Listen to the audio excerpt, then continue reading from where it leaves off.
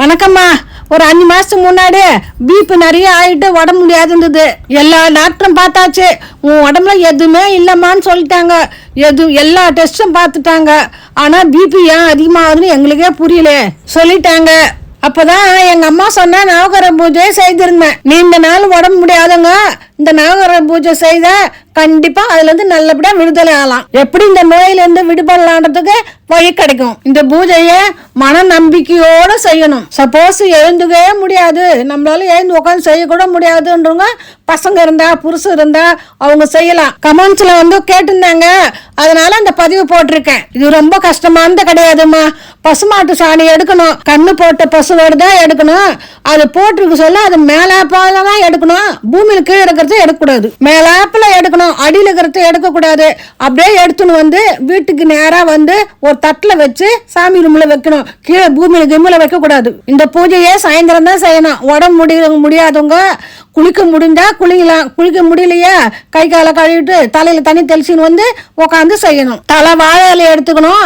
அந்த வாழை இலையை கழுவிட்டு ஒரு தட்டு மேல வச்சு நம்ம கொண்டு வந்த பசுஞ்சாணத்தை இந்த மாதிரி 9 நவகிரகம் பிடிச்சி வைக்கணும். இந்த நவகிரகத்தை எப்படி வைக்கணும்னா, முதல்ல சூரியன் வைக்கணும், அதுக்கப்புறம் சந்திரன் வைக்கணும், அடுத்தது செவ்வாய் வைக்கணும், புதன் வைக்கணும், வேளன் வைக்கணும், வெள்ளி வைக்கணும், அடுத்தது சனி வைக்கணும், ராகு வைக்கணும், கேது வைக்கணும். உடம்பு முடியாதவங்க கையால செய்தா ரொம்ப பலன் உண்டு.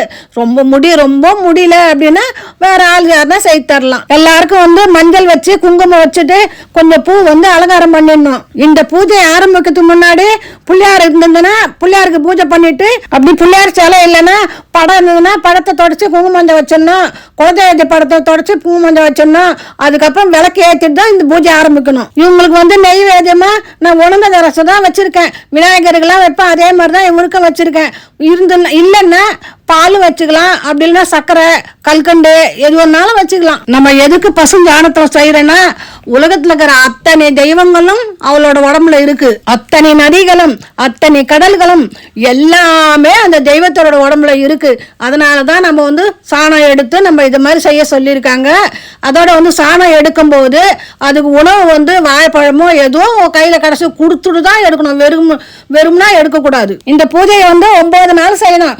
எந்த கிழமையில ஒன்னாலும் ஆரம்பிக்கலாம். ஆரம்பிச்சுட்டு 9 நாள் தொடர்ந்து செய்யணும். இதுல மாதவிடாய் பிரச்சனைலாம் வராது. மாதவிடாய் முடிஞ்சதுக்கு அப்புறம் ஆரம்பிச்சா 9 நாள்ல முடிச்சிடலாம். ஆம்பளைங்க எப்ப வேணாலும் செய்யலாம், குழந்தைங்கள இருந்து பெரியவங்க வரைக்கும் செய்யலாம். இது நவகிரகத்துக்கு முன்னாடி ஒரு அகல் எடுத்து மஞ்சள் குங்குமம் வச்சுட்டு எண்ணெய் ஊத்தி திரி போட்டு விளக்கு ஏத்தணும். நல்லெண்ணெய் விளக்கு ஏத்தலாம், நெய்யிலையும் விளக்கு ஏத்தலாம் வசதி இருந்தா. இந்த 9 நாளைக்கு அந்த விளக்க சுத்தம் பண்ணி குங்குமம் வச்சு அது மாதிரி ஏத்தணும்.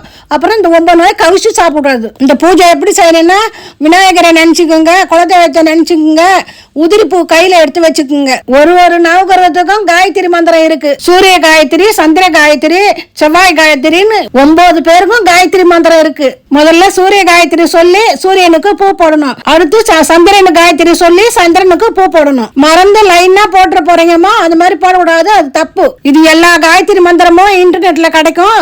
அதை பேப்பர்ல எழுதி வச்சுக்கின்னு நீங்க ஒரு மந்திரமா சொல்லி பூ போடணும். இது எல்லாருக்கும் மந்திரம் சொல்லி முடிச்சுட்டு அப்புறம் தீபாராதனை காட்டணும். தீப ஆராதனை காட்டணும் போது நவகிரக சாந்தின்னு ஒண்ணு இருக்கு, அதையும் எழுதி வச்சுன்னு அதை சொல்லணும். அந்த மந்திரத்தை சொல்லிட்டு தீபாராதனை காட்டணும். நிறைய பேரு படிக்க தெரியாதவங்க கூட படிச்சவங்களை வச்சுக்கின்னு அதை சொல்லி போடணும். எனக்கு என் பொண்ணு சொல்லி கொடுத்தா அதே மாதிரி நான் சொல்லி போட்டேன். மந்திரத்தோட உச்சரிப்பு சரியா இருக்கணும்.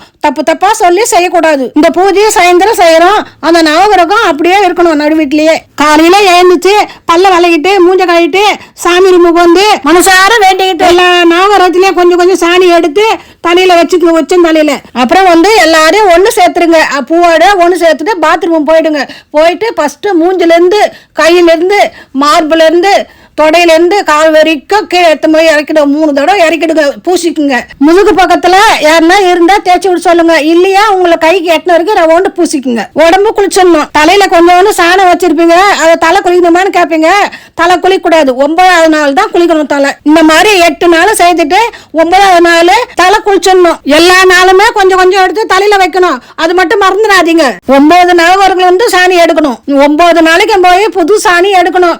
உங்களுக்கு யாராவது தெரிஞ்சு வந்தா கூட, நம்ம சொந்தக்கார செய்யலனா கூட யாருன்னா காசு கொடுத்து கூட போய் எடுத்துன்னு வர சொல்லுங்க. அவங்க கிட்ட பூமியில படாம மேல இருக்கிற சாணி மட்டும் எடுக்க சொல்லி அனுப்புங்க. வாழைப்பழம் எதுனா கொடுத்துட்டு எடுக்க சொல்லுங்க. நெய்வேத்தியத்தை நீங்க சாப்பிடக்கூடாது, காக்காய்க்கு வச்சிருங்க, இல்லைன்னா கால் படாத இடத்துல போட்டுருங்க. வாழை இலையே புதுசா எடுத்துங்க, தலை இலையே எடுத்துக்குங்க. இது உடம்பு முடியாதவங்க மட்டும் செய்யணும்னு இல்லை, வேலை தேடுறவங்க எந்த வேண்டுதல் இருந்தாலும் அவங்க செய்யலாம். ஆனா அவங்களாம் உடம்புல பூசிக்கூடாது.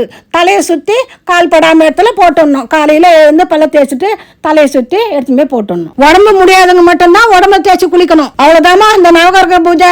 மனசார செய்து இறைவனோட பலனை நம்ம அடையலாம். மருத்துவரும் இருக்கணும், கடவுளோட அருளும் இருக்கணும். அப்பதான் அதுல இருந்து விடுபட முடியும். எனக்கு இது செய்துதான் பழைய உடம்பா ஆச்சுமா. எனக்கு மாத்திரையும் எடுத்துக்கினேன், மனசார கடவுளையும் வேண்டிக்கிட்டேன். வணக்கம்மா.